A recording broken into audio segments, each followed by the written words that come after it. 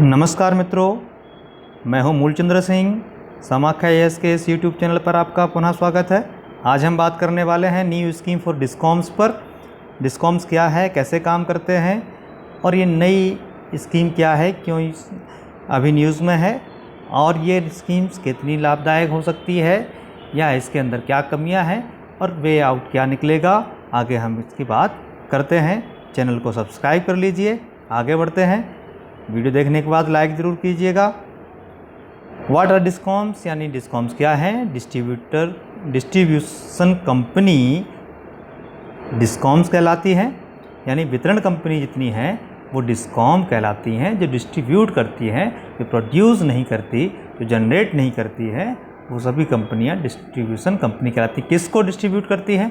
बिजली को डिस्ट्रीब्यूट करती हैं। जो लाइट को, जो आपके घर में बिल आता है, वो किसी न किसी एक कंपनी का आता है। जिस कंपनी का बिल आ रहा है वह बिल, जो लाइट का बिल जिसका जो कंपनी दे रही है, वही आपके यहाँ की डिस्कॉम है। क्लियर हो गया?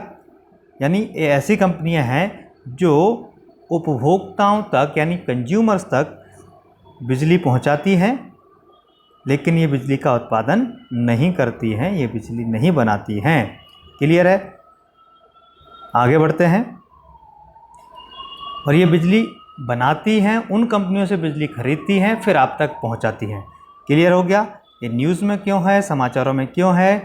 क्योंकि अभी हाल ही में केंद्रीय बिजली मंत्रालय ने इनकी जो नकदी का संकट है, यानी ये जो उत्पादक कंपनियां हैं, जो जनरेटिंग कंपनीज़ हैं, जो प्रोड्यूसिंग कंपनीज़ हैं, उनको ये भुगतान नहीं कर पा रही हैं, पे नहीं कर पा रही हैं। इनके पास कैश का संकट आ गया है, नकदी का संकट आ गया है। तो उसके लिए क्या सहायता सरकार कर सकती है? उन सहायता के लिए, उन हेल्प्स के लिए एक स्कीम्स लाने वाली है सरकार। ये स्कीम अभी प्रपोज्ड है। इस प्रपोज्ड स्कीम में कहा गया है कि ये डिस्कॉम्स जितने हैं वो अपनी जनरेटिंग कंपनी को 48 इंस्टॉलमेंट्स में, यानी 48 किस्तों में अपने भुगतान को, यानी जो बचा हुआ भुगतान है, बचा हुआ पेमेंट है, वो कर सकती हैं। इसकी उसको छूट दी गई है।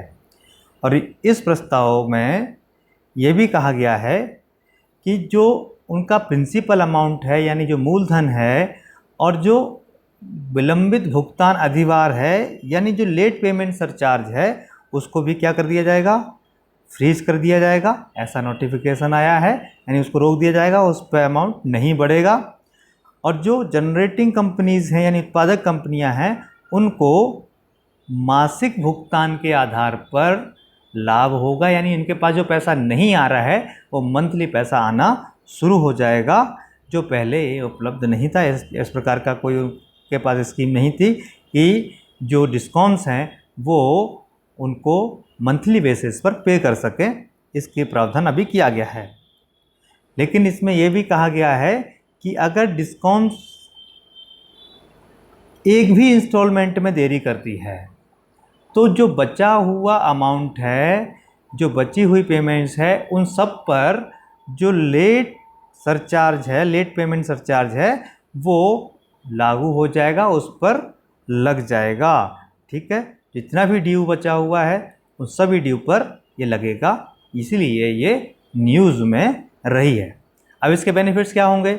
इसके बेनिफिट्स डिस्कॉम्स को भी होंगे और जनरेटिंग कंपनियों को भी होंगे। यानी जो कंपनी क्या कर रही है, बिजली बना रही है, उनको भी होंगे। डिस्कॉम्स को क्या बेनिफिट होने वाले हैं? डिस्कॉम्स को बेनिफिट होने वाला है कि, और तीसरा, उपभोक्ताओं को भी बेनिफिट्स होगा। डिस्कॉम्स को बेनिफिट होगा कि वो अपने सही तरीके से जो पैसा उनके पास आ रहा है उसको इंस्टॉलमेंट के थ्रू अपना जो बचा हुआ अमाउंट है वो पे करने के लिए स्वतंत्र हैं। वो पे कर सकते हैं। वो 48 इंस्टॉलमेंट्स में चीज़ों को तोड़ तोड़ करके दे सकते हैं, ताकि वो अपने फाइनेंशियल मैनेजमेंट को ठीक से कर सकें, चला सकें। ठीक है? अल्टीमेटली इसका लाभ किसको होगा? इसका अल्टीमेटली लाभ उपभोक्ता यानी कंज्यूमर्स को होगा, ताकि कंज्यूमर के पास भी बढ़ा हुआ बिल ना आए। क्योंकि जो रेट है वो रेट तो फिक्स है, लेकिन समय समय पर जो सरचार्ज लग जाते हैं वो सरचार्ज कंज्यूमर से भी नहीं लगेंगे, क्योंकि ऊपर वाले भी सरचार्ज को क्या कर दिया गया है, फिर फ्रीज कर दिया गया है। और जो जनरेटिंग कंपनीज़ हैं, जो प्रोड्यूसिंग कंपनीज़ हैं, उनको लाभ ये होगा कि उनका जो रुका हुआ अमाउंट है, जिनके पास जो पेमेंट आनी थी वो अभी तक नहीं आ रहा था, वो मंथली बेसिस पर आना शुरू हो जाएगा। आगे बात करते हैं, ये स्कीम कितनी यूज़फुल है, कितनी उपयोगी है कि नहीं है। ऐसी स्कीम्स पहले भी आती रही हैं, उनका बहुत ज़्यादा लाभ नहीं हुआ, तो इससे भी बहुत ज़्यादा अपेक्षा नहीं है। कितना लाभ करेगी, क्योंकि इसके साथ कुछ समस्याएं हैं, जिनके इन डिस्काउंट्स जो मिल रहे हैं कम डिस्काउंट्स को, उसमें क्या क्या प्रॉब्लम्स हैं उसके बारे में बात करते हैं। क्योंकि इसमें इनएडिक्वेट एंड इरेगुलर टैरिफ डिवीजन्स होते हैं, अपर्याप्त और अनियमित टैरिफ डिवीज़न है। इसके कारण से क्या होता है कि जो डिस्कॉम्स हैं वो अपने फाइनेंशियल मैनेजमेंट को ठीक से नहीं चला पाती हैं। राज्य सरकारें जो सब्सिडी देती है वो सब्सिडी समय पर नहीं देती है। वो सब्सिडी, क्योंकि ये अपना जब बजट बनाते हैं तो सब्सिडीज़ को ऐड करते हैं, वो सब्सिडी समय पर नहीं मिलती है, तो उसको जो अपने जो कॉस्ट आती है डिस्ट्रीब्यूशन में, वो कॉस्ट में पूरा पैसा लग जाता है, सब्सिडी का पैसा बाद में आता है। इसीलिए और वो सब्सिडी का लाभ नहीं ले पाते हैं और जनरेटिंग कंपनी को, उत्पादक कंपनियों को ये भुगतान नहीं कर पाते हैं। तीसरी बात, इनएडिक्वेट reduction in aggregate technical and commercial losses. जो तकनीकी और वाणिज्यिक हानियां हैं वो उसमें अपर्याप्तता की कमी है, वो अपर्याप्त हैं, यानी वो लॉस हो ही रहे हैं लगातार। टेक्निकल लॉसेस जैसे कटिया मार है, ओपन वायर है, ये सभी टेक्निकल लॉसेस के अंतर्गत आते हैं। कॉमर्शियल लॉसेस यानी बहुत सारे लोग बिल्स को नहीं समय पर पे करते और नहीं समय पर पे करते हैं, इसके कारण से क्या होता है, डिस्कॉम्स को उसको लॉस उठाना पड़ता है। और बिजली की लगातार कीमत क्या हो रही है, बढ़ रही है, राइजिंग पावर कॉस्ट। इसके कारण से स्कीम्स ये बहुत ज़्यादा यूज़फुल नहीं हो पाती हैं। लेकिन फिर वे आउट क्या है, आगे की क्या हम सोच सकते हैं, आगे की राह क्या है, तो हमको टेक्निकल इश्यूज़ पर बात करनी होगी। Reduction of AT&C aggregate technical and commercial losses को क्या करना है, हमें कम करना है। टेक्निकल और कॉमर्शियल लॉसेस यानी जो ओपन वायर है उनको केबल में लाना है, कई जगह पर केबल में भी है, लेकिन कटिया मार है उसको रोकना है, चोरी को रोकना है।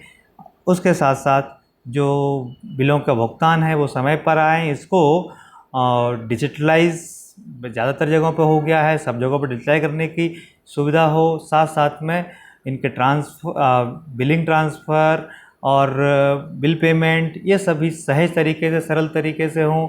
इस दिल्ली जैसे शहर में तो बड़ा आसान हो जाता है। BSES, चाहे वो राजधानी पावर लिमिटेड हो, यमुना पावर लिमिटेड हो, चाहे टाटा पावर लिमिटेड हो, इन्होंने अलग अलग डिजिटल प्लेटफॉर्म से पेमेंट लेना, हर डिजिटल प्लेटफॉर्म से पेमेंट लेना शुरू कर दिए हैं, सब जगह ही लगभग कर दिए हैं। तो इसको सहज बनाएं, सरल बनाएं। अगर कोई सीधा भुगतान करना चाहता है तो उसके लिए बड़ा सहज हो। उसके बाद जो ACS ARR गैप है, ACS ARR गैप क्या है, यानी जो बिजली बनाने में कुल कॉस्ट आती है, वो कॉस्ट यानी लागत, और बिजली की आपूर्ति में जो खर्चा होता है, जो राजस्व लगता है और जो राजस्व आ रहा है, क्षमा करें, जो कुल लागत है बिजली बनाने के, उस बिजली की कुल लागत को, जो बिजली की आपूर्ति से जो राजस्व आ रहा है, उसके बीच का जो गैप है उसको शून्य करना है। अगर लागत ज़्यादा होगी और राजस्व कम आएगा, रेवेन्यू कम आएगा, तो कहीं ना कहीं दिक्कत आएगी। इसको शून्य करने की ज़रूरत है, इधर काम करने की आवश्यकता है। और जो इंस्टीट्यूशनल कैपेबिलिटीज़ है उनको बढ़ाने की ज़रूरत है नए डिस्कॉम्स के लिए। नए डिस्कॉम्स के लिए जो संस्थागत क्षमताएं हैं, संस्थागत क्षमताओं का मतलब हुआ कि उसका जो सिस्टम पूरा चल रहा है उसमें कॉस्ट कटिंग हो और वो इफ़ेक्टिव हो, ज़्यादा कारगर हो, तभी वो क्या होगा, बेनिफिट में रहेंगे, प्रॉफिट में रहेंगे। जो इम्प्रूवमेंट है वो किस में हो, क्वालिटी में हो, रिलायबिलिटी में हो और अफोर्डेबिलिटी में हो। जो वित्तीय रूप से टिकाऊ, परिचालन रूप से कुशल, वितरण क्षेत्र के माध्यम से उपभोक्ताओं को बिजली आपूर्ति की गुणवत्ता, विश्वसनीयता और सामर्थ्य में सुधार की आवश्यकता है। और योजनाओं का जो कार्यान्वयन है, योजना हम लाते हैं केंद्र में, सभी राज्यों में उसको फिट कर देते हैं, उसको करने की ज़रूरत नहीं है, क्योंकि वन साइज फिट्स ऑल वाली स्कीम्स नहीं चल पाएगी। अलग अलग राज्य की अलग अलग प्रकार की समस्याएं हैं, जो कि उन्हीं राज्यों के अनुसार उन स्कीम्स को मॉडिफाई करने की आवश्यकता है।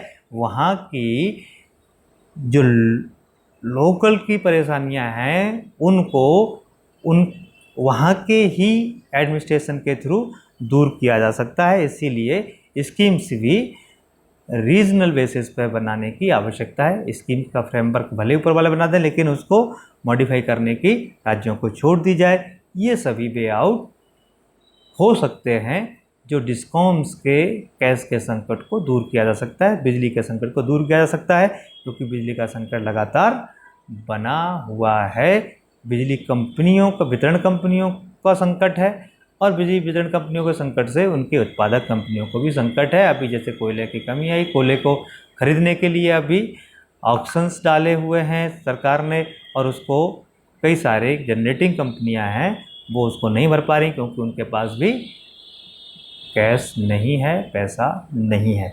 क्लियर हो गया? बात आपको समझ में आ गई होगी। आगे के इसी प्रकार की योजनाओं से, इसी प्रकार के किसी करंट अफेयर से हमसे जुड़े रहने के लिए आप चैनल को सब्सक्राइब करें। धन्यवाद।